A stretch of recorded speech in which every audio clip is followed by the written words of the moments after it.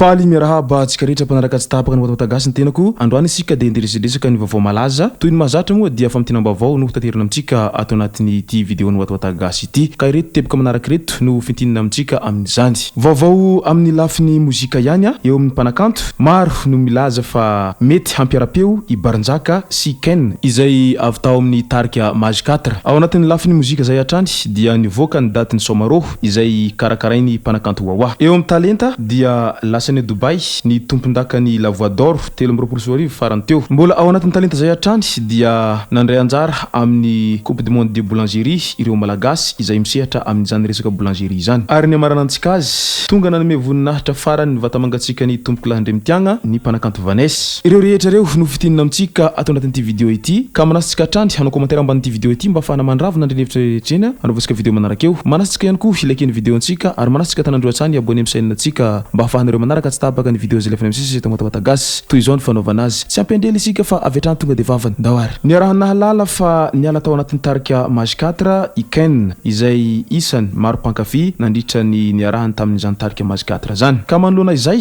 dia naneho ny fahavononany hampiara-peo i Barinjaka kilalaky izay nilaza moa izy fa hampianatra kilalaka drilla any Chaine raha ny sitrapony raha io vagadina ihany ve hony tsy eleo kilalaka izay tokoa ilay samby mpankatia dia mifanampy sy mifanohana nilaza mantsy Barinjaka fa vonina ny tenany hampianatra ny Chaine ny gadona kilalaka sy gadona drilla sy izay rehetra tiany hatao araka izany ara dia any amin'ny Chaine izany ny baolina satria efa vonina ny ekipa hampianatra azy ny gadona kilalaka sy drill mbola ao anatin'izay lafiny zavakanto zay nivoaka ny daty hanamarihana any festival Somaro amin'ny taona 2020 ity andiany fa 120 amin'ny festival Somaro ary fa 120 taonany tarika wawa amin'ny ity taona 2020 ity manomboka ny 7 valo 9 folo ary 120 aogositra no hifamtoana ny mpitia hetsika ara-javakanto ao amin'ny nosy mangitra raha tsy ivina kely ny tantara dia nanitra n'ity festival ity no nandohalika ny mpanakanto wawa teo masom-bahoaka hangatahana zavatra tamin'ny filoham-pirenena nefa tsy nisy valina tsy mandohalika nefa ity hetsika ity amin'izao fa tena reharehan'ny Madagasikara sa mahita tombontsoa avy amin'ny festival tena malaza ity na ireo mpivarotra mpitatitra vahiny sy tompo tanàna any an-toeranany ary maniry mba ho Somaro foana ny fiainana mandrakariva ao anatin'ny tontolon'ny resaka mpanakanto tonga nanome voninahitra farany any vatamangatsika ny tompoko lahandremitiagna ny mpanakanto Vanessa teo foana anao hatrizay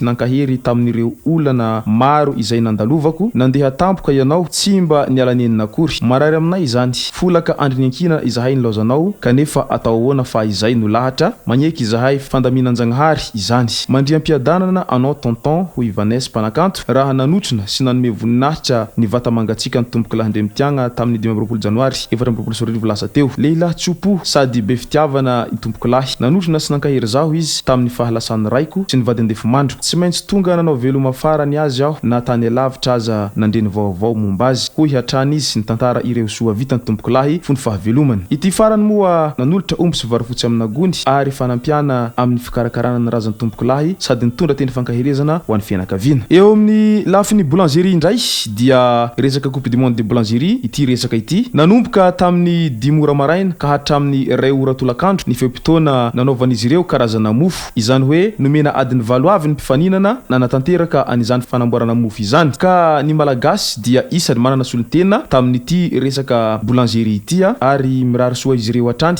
mba ahazo voalohany na tompondaka amin'izay fifaninanana coupe du monde de boulangerie zay ary ny amaranantsika azy dia zavatra hafahafa ary zavatra sampisampina foana no misy any ivelany any taona vitsy lasa zay dia nalaza ny fanambadiana izay teo amin'ny vehivavy iray sy poupée chiffon tany ampita tany Marcelo moa no anaran'ity poupée chiffon ity ankehitriny dia nahazo kambana telo be izao izy mivady reto efa tsy mahatoky lehilahy itsony no antony mahatonga n'ity vehivavy ity manao an'izao angambany araky ny fanohan-kevitry ny be sy ny maro izay sy zay ara tomboko lasy tomboko vavy amaranako ity vidéo antsika ity manasitsika rehetra hanao commentaire ambanin'ity vidéo ity mba afahana mandravina ny hevitra rehetrena anaovantsika vidéo manaraka eo manasitsika ihany koa ilaiken'ny vidéo antsika ary manasitsika tanandro hatrany abonné amin'ny chaîne antsika mba afahanareo manaraka tsy tabaka ny vidéo zay lefana misy Nouveaute tomboko lasy tomboko vavy mankasitraka de mirary soa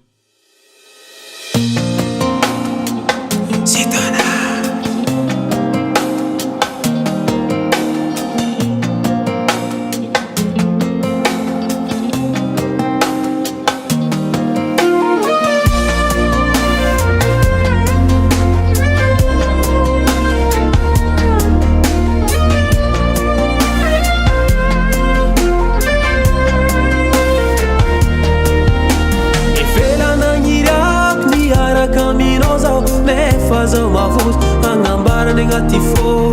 ragno mbola hely ziska tsika jiobe mitiavako anao tsy miô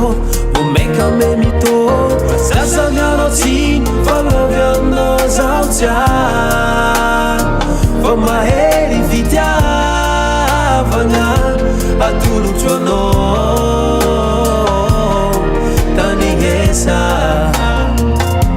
atolotro anao ty foko mbaleva atolotro anao kasamiagnatsiny zaho tsy agny fa mahely fitiavako anao kasatao atala zaho tsy agny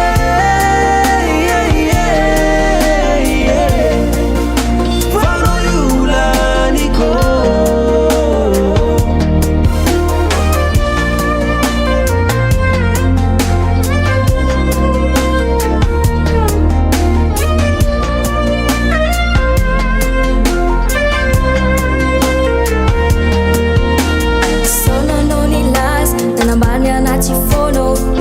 Zamavus bara was fulelayo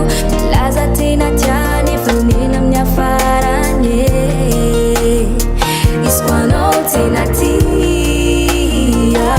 sakwambalo ispanao tena tia